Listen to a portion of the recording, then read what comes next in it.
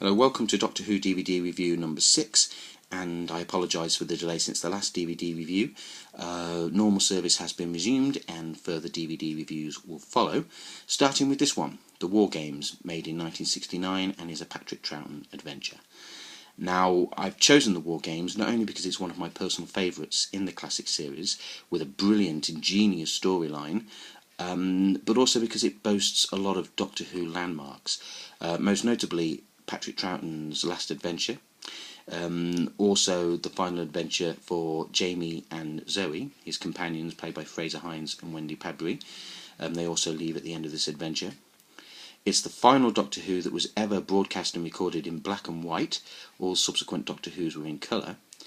And at 10 episodes long, it's the longest surviving Doctor Who serial still in its entirety. There was a longer adventure called The Daleks' Master Plan back in 1966 with William Hartnell, but unfortunately most of those episodes are missing. So The War Games is officially the longest, as the time of recording in 2014, it is officially the longest surviving Doctor Who serial that still exists in its entirety. From the Doctor Who folklore perspective, it's a landmark because we finally hear who the Doctor is. He's a Time Lord. Up to now, the term hadn't been used. It's in episode 10 of this serial that the term Time Lord is used to describe the Doctor and his race for the very, very first time, and we meet the Time Lords in episode 10. Now, it was never meant to be a 10-part adventure. What happened was Patrick Troughton's final serial was beset by production problems, and certain serials that had been planned had to be sort of cancelled at the last minute. So Terence Dicks and Malcolm Hulke, who wrote The War Games, had to pad it out for the extra episodes, and you do notice it in places. I'll explain a bit further on in due course, but you do notice it takes 4 hours to watch in its entirety, and it goes over a lot of old ground purely because they had no other choice with the last minute changes. The story is, as I said before, is brilliant. The Doctor, Jamie and Zoe land the TARDIS in what they believe to be the Western Front of 1917.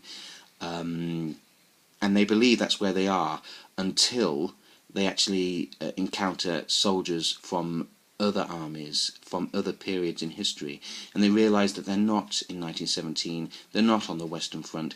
These people from all over history have been pulled out of their own time zones and their own space, and they've been brought to these little mini arenas where they're continuing to act out their wars on the whim of a warlord played by Philip Maddock, who unfortunately is really underused. You don't really see Philip Maddock and his warlord until the sort of closing episodes, but he believes the human beings are the most bloodthirsty species in the galaxy. He wants to take over the galaxy, and he's looking for the ultimate army in order to do that. So by bringing these people into his arenas, he can cherry pick what he believes to be the best army in order to take over the universe. And the Doctor's obviously now trying to stop him from doing this, and to get all these people sent back to their own proper places in time and space. Back to the sort of padding. By doing that, obviously, by the time we've got to episode 5, you know, he knows that he's facing armies from different eras. You know, he's escaped one army, he's been captured by another, he's escaped them, he's been captured by another. So by episode 5 we could have really sort of wound it up at that point, but because they had 5 further episodes, episodes 6, 7, 8 and 9, it's basically more of the same, where he's captured by another army. So it does fail on I don't blame obviously Terence Dicks and Malcolm Hulke, because they're brilliant writers and have given us some of the best Doctor Who's in its history, but you know, they had no other choice. They had to pad it out, and this was the best way they could do it. So it is quite repetitious. You see a lot of episodes 6, 7 and 8 that you've already seen in episodes 2, 3 and 4. So you have to sort of suspend disbelief and bear with it. But it's episode 10 where it really sort of comes into its own.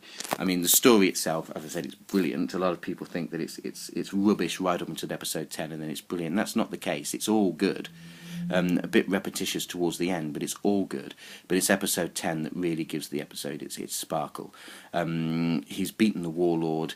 He feels that he hasn't got the power or technology to return these people to their own time streams. So he has to reluctantly call upon the Time Lords to return everything to normal. Unfortunately, he's on the run from the Time Lords himself, having stole his TARDIS.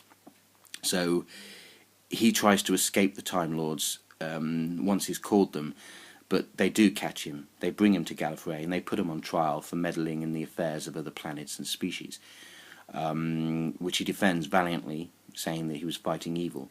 The Time Lords punish him by sending away his companions, erasing their memories, and forcing the Doctor into an exile on Earth with a forced regeneration. We see the start of the regeneration, we don't see it end, and that paves the way for John Pertwee's Earthbound unit adventures in the 1970s. But it is a brilliant, brilliant story and a fantastic swan song for Patrick Troughton's second Doctor. It's a 3-disc set with episodes 1 to 5 on disc 1, episodes 6 to 10 on disc 2, and many, many special features on disc 3, loads of documentaries about the making of, which I'll go into in just a moment. Here's the special features. The making of the War Zone. There's commentaries by Fraser Hines, Wendy Bradbury, Philip Maddock, Jane Sherwin, who played Lady Jennifer, a British nurse in the serial, who was incidentally Derek Sherwin, who produced Doctor Who, was the showrunner at the time. It's Derek Sherwin's wife. Shades of Grey, incidentally, as I said, it was the last black and white Doctor Who ever filmed. Shades of Grey takes a nostalgic look back at the years of black and white Doctor Who. There's a Now and Then location, a documentary on Dudley Simpson, who wrote a lot of the music for the classic series, especially during the Patrick Troughton and John Pertwee eras. A look at Second Doctor comic strips,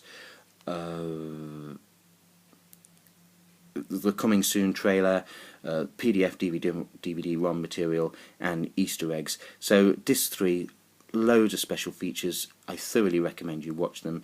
I paid £7 for this DVD. As a result, I've got 4 hours of classic Doctor Who over 10 episodes and another 2 hours of fantastic documentaries.